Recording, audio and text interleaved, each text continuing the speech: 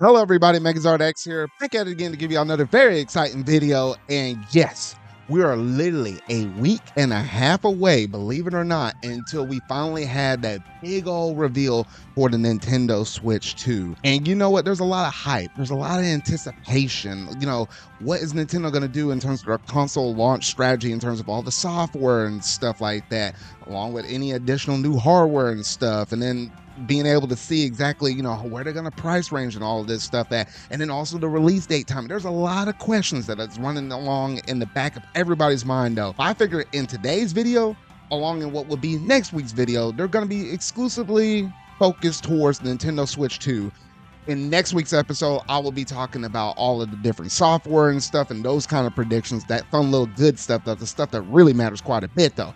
But in today's video, I just want to kind of go through and just give my thoughts of why I think this is going to be probably one of the biggest launches ever, point blank, in the history for Nintendo, especially coming off of like one report that we managed to get from Bloomberg, which we're going to go ahead and digest all of that though, because I always feel some kind of way when analysts always throw out some kind of report though, because I don't really feel like it takes a lot to be an analyst though. But we might as well go ahead and jump up in today's video though. But if you hadn't already done so, make sure you go and hit that like button, go ahead and hit that subscribe button and that bell to stay up to date on all things video game related I feel like talking about and discussing. But without any further ado, let's go ahead and jump straight up into this video.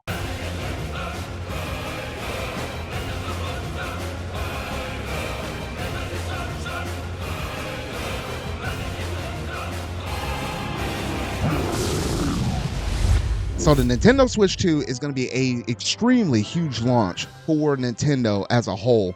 And rewind the clock just a little bit, we all remember back in January where it was this highly rumored that, hey, we're going to get our first good look at the system though, in which they managed to do so. They managed to give us a good look at the Joy-Cons, the system itself, the kickstand, just a few basic stuff that, if someone weren't to tell you that that was a Switch 2, you probably could have thought, oh, that might have been a different revision of a Switch though. But they did manage to give us just a minor look at Mario Kart, what I'm dubbing as Mario Kart 9 for the time being. And that's all we managed to get though. And here we are about a week and a half from the big reveal of this system being blown out. And the hype is literally through the roof though. And then while I was scrolling through Twitter, I managed to see like one kind of post from an analyst. And I'm like, I don't know why. Analysts, they always feel like they know everything that's going on along with the system and stuff like that. Yes, they probably know a little bit more than the average Joe, but I never would usually take their word as like the actual pure truth of it all though. But let's just see exactly what they managed to say up in this thing though. So when you're looking at that quote, there's two things that I kind of noticed. And with the second part of that quote, with them saying it's going to be the biggest launch in game industry history, I feel like that's a pretty bold statement to say. Like, let's keep it $150. That's pretty bold, because you think back to the original PS2, like that managed to sell the most systems after they managed to move the goalposts and say that system managed to sell like 160 million-ish. And for its time, the PS2 was an absolute beast. If you're meaning to tell me that this is going to be on par with that, just right out the gate with just the pure adoption rate, how many people that might be moving from the Switch or Switch 2, or people that's not even in the Switch ecosystem and jumping on this thing, I feel like that's going to be a little bit far-fetched. Now, could it be the biggest launch for Nintendo themselves? Absolutely, positively, very well could be. We just really don't know though. But like all things with endless stuff, you really got to take things with a little bit of grain of salt though. However, with the first part they managed to say up in that quote about them saying they're just going to anticipate it being about $400, I think that's kind of right on the money where a lot of people were probably expecting this system to launch out with. Because you don't want to necessarily price this thing too close to the $500 MSRP that the PS5, the baseline model, is going for with the disc drive and all of that. Because once you get a little too close to that other bit of competition, like I know Nintendo's in like a direct competition, kind of like how PlayStation and Xbox is though.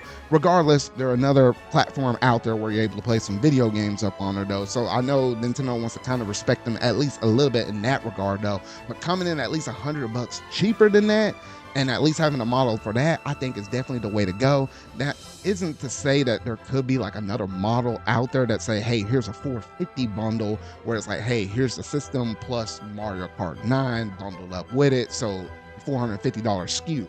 That's not out of the realm of possibility, but that makes a lot of sense considering how, shoot, even games, they might be increasing from the $60 price range up into the $70 price range. I'm fully expecting that to be the case as well, because we saw that with Tears of the Kingdom as like one of the last big major AAA games releasing on the Nintendo Switch, and the fact that they're already testing the waters for that, I'm fully expecting that as well though. And then I know for a lot of people out there, at least us here in the United States, some people are kind of worried about some of the tariffs and stuff like that that could potentially raise the cost of either semiconductors and all of that stuff. Almost going through like a little mini version of like 2020 was like hard to get a hold of a lot of electronic parts.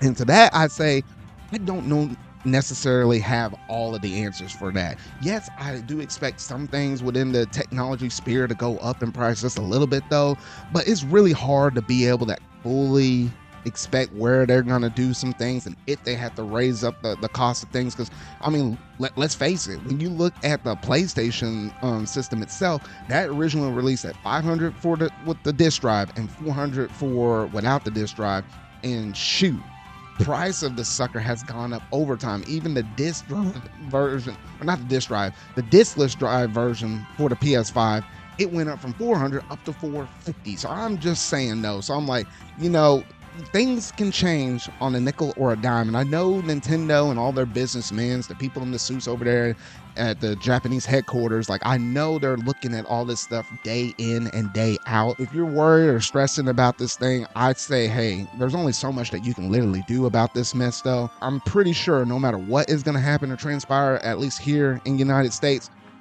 prices will be reflected over what it's going to be roughly at, because I know Nintendo really likes to make a profit off of their hardware. They're not going to sell it at a loss like an Xbox or a PlayStation, where they mainly bank on the software sales though. So I think no matter what happens, I think most things is going to all, you know, equivalent out there though. But that's just some things to kind of keep in mind though.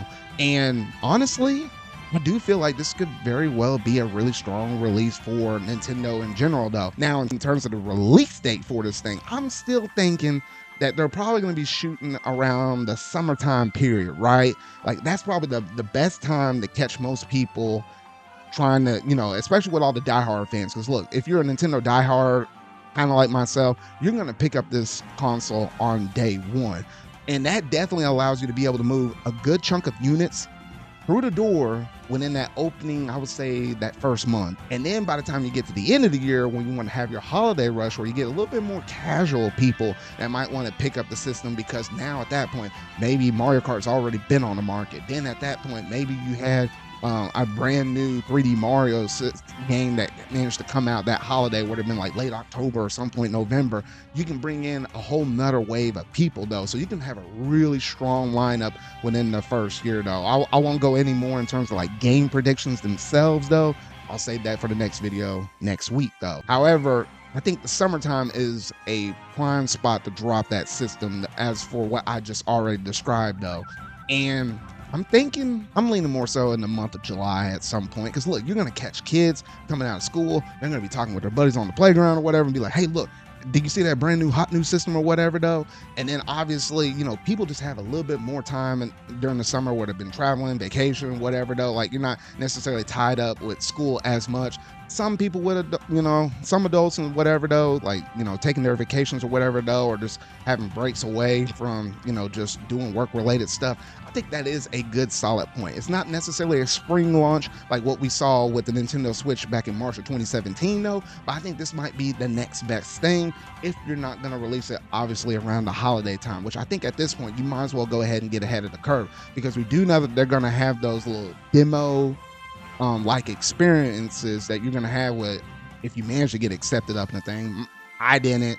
None of my friends managed to, so I ain't gonna be able to give y'all any kind of inside scoop for that, unfortunately though. But I definitely will be keeping my eyes peeled on that though, because the people that managed to attend all those different events, whether it be the New York one or the California one, or one that's, I think there's one in like Texas or whatever though, or any of the other events around the world, they're going to get their hands on it first though, and I imagine they're going to have a really great, phenomenal time with this thing though. So regardless to say, Nintendo is in a very prime spot within gaming right now.